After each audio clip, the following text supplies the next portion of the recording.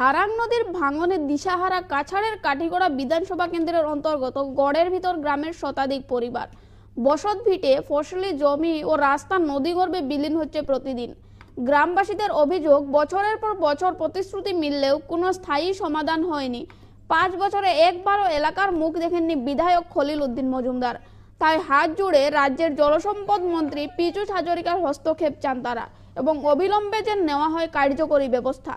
বিধায়ক খলিল উদ্দিন মজুমদারের বিরুদ্ধে বিভিন্ন স্লোগানে ফেটে পড়লেন অসন্তুষ্ট গ্রামবাসীরা এবং নদী ভাঙনে বিপর্যস্ত কাঠিগড়ার শতাধিক পরিবার। বিধায়ক খলিল উদ্দিন মজুমদারের বিরুদ্ধে প্রতিবাদে নেমেছেন তারা এবং মন্ত্রী পীযূষ হাজরিকার হস্তক্ষেপ দাবি গ্রামবাসীর। বড় সমস্যা ভুগতেছি, কারণ এখন বর্তমানে বর্ষা আইছে। তারপরে এখানে ওয়াটার সোর্স অফিস থেকে আইয়া ইঞ্জিনিয়ার, এসডিও, এডিশনাল ইঞ্জিনিয়ার তারা এই সার্ভে করিয়া নিছে আমরা এই বাঙ্গনটা, কিন্তু আজ পর্যন্ত কোনো আমরা কিছু পাইতেছি না।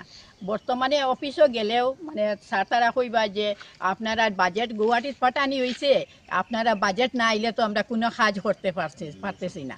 তো এখন আমরা বর্তমানে কীরকম বাঁচতাম? আমরা বাড়িঘর যেসব বাঙ্গিয়া নিয়ে গিয়া বর্তমানে ফ্লাডের সময়, এখন বর্ষার সময় আসছে, আমরা যদি এই রাস্তা যদি বাঙ্গিয়া যায় গেতে আমরা ছেলে মেয়ে স্কুলে যাওয়া সমস্যা, এর মধ্যে অসুখ বিসুখ আছে, আমরা কীরকম এই গ্রামে বাস করতাম।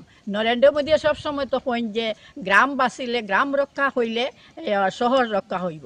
তো এখন আমরা গ্রামটা রক্ষা করতাম কীরকম? আমরা কংগ্রেসের আমল থেকে খালি অ্যাপ্লিকেশন দিতে আসি, ওয়াটার সোর্স অফিসও গেলে টেবিলে টেবিলে হারাং নদীর অ্যাপ্লিকেশন পাইবা, কিন্তু এখানে তো আজ পর্যন্ত আমরা কোনো কিছু সমস্যা সমাধান করতে পারছি না। খালি সংসারও আমরা খালি বুট দিতেও আসি, সরকার গঠন করি আর বুট দিয়ার এই মাত্র আমরা শেষ।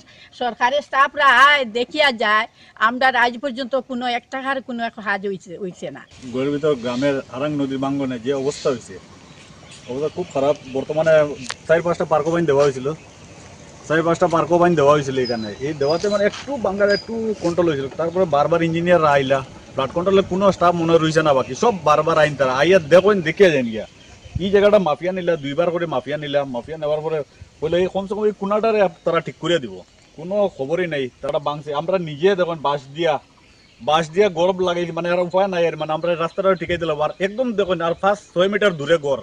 এখন যদি এটা যদি এই জায়গাটা যদি কন্ট্রোল করা হয় না, তাহলে সব বাড়িঘর সব এই রাস্তা বানাইতে সময় আমরা বিগত দিনে মানে বারবার বাড়ি গড় পাল্টাইতে লাগে। আমরা যে 2 টাকা রুজি করি, যে রুজি করার পরে একবার খালি গড়টা বানাইয়ে কমপ্লিট করা যায় না, আরেকবার নদী ভাঙ্গে লয়ে যায়। এরকম করে প্রায় বাড়ি তো দেখুন 2-3বার চেঞ্জ করি আছে। আর পিছন দিকের জায়গাও নাই, পিছন দিকে এইদিকে রেল লাইন আই গেছে, আর সামনের দিকে নদী, মানে কোনো দিকে যাওয়ার আর সুবিধা নাই। আমরা 20,000